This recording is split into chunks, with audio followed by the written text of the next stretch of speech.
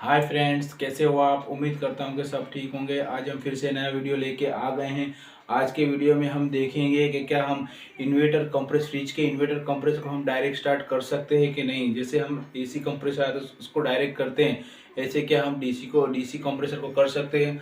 अगर आप हमारे चैनल पे नए हैं तो प्लीज़ हमारे चैनल को सब्सक्राइब करें, वीडियो को लाइक करें, शेयर करें और कमेंट जरूर करें। आप बोर्ड पे देख सकते होंगे जब इन्वर्टर फ्रिज नहीं आए थे तो उससे हम जो एसी कंप्रेसर का उपयोग किया जाता था और उसको हम डायरेक्ट चालू करना है तो हम कैसे करते थे। समझिए कि ये देखिए मैंने कंप्रेसर जोड़ा हुआ है, एसी कंप्रेसर। उसमें क्या है, ये कॉमन टर्मिनल है, स्टार्टिंग और रनिंग। कंप्रेसर के जो 3 टर्मिनल आते हैं वो 3 मैंने जोड़े। अब इसको हम स्टार्ट करना है, डायरेक्ट स्टार्ट करना है तो हम क्या करते हैं, फेज और न्यूट्रल की मदद से हम क्या डायरेक्ट कर सकते हैं। जैसे कि समझिए न्यूट्रल जो है वो हम कहाँ दे देंगे, कंप्रेसर के कॉमन टर्मिनल में दे देंगे, और जो फेज है, फेज हम क्या दे देंगे, रनिंग में दे देंगे। अब किसी भी चीज की वजह से हम क्या इसको टॉर्क करेंगे, मारेंगे तो ये क्या हो जाएगा, हमारा कंप्रेसर जो एसी कंप्रेसर है वो हमारा कंप्रेसर स्टार्ट हो जाएगा। ये जब इन्वर्टर नहीं आए थे तब ये सिस्टम चलती थी। अभी भी ये एसी कंप्रेसर भी आते हैं, लेकिन क्या हम इन्वर्टर में ये प्रयोग कर सकते हैं। हमें कैसा पता चलेगा कि इसमें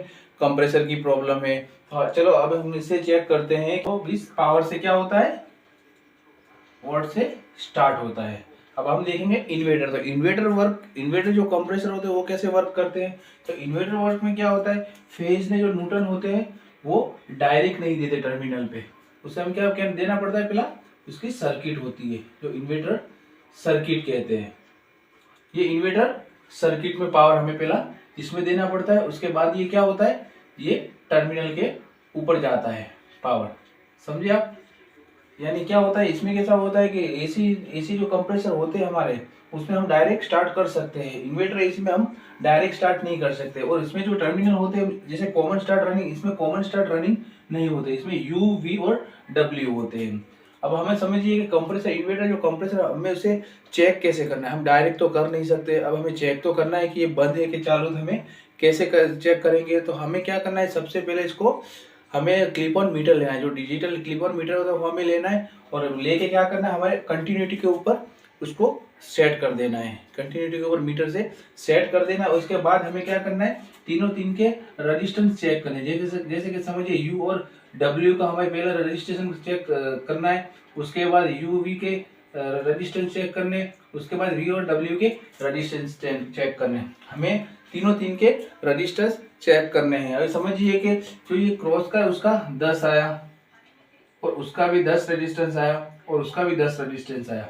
यानी तीन टर्मिनल का अगर सेम रेजिस्टेंस आता है तो इसका मतलब क्या है, कंप्रेसर हमारा कंप्लीट है। ये इन्वर्टर कंप्रेसर को चेक करने की पद्धति है। अब अगर समझिए कि तीनों में से ज्यादा डिफरेंट आता है, एक में 10 आता है, एक में 9 आता है, एक में 8 आता है, तो इससे क्या है, हमारा कंप्रेसर इन्वर्टर कंप्रेसर है वो खराब है।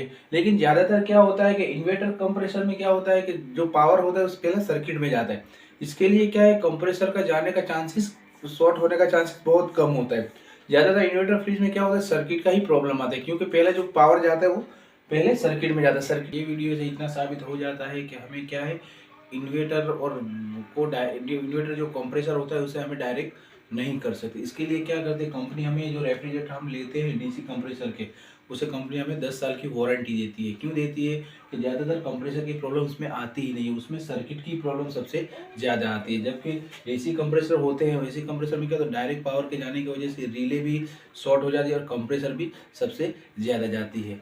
कंप्रेसर सबसे ज़्यादा प्रॉब्लम आती है। आपको हमारा वीडियो कैसा लगा प्लीज़ कमेंट करके ज़रूर बताएं।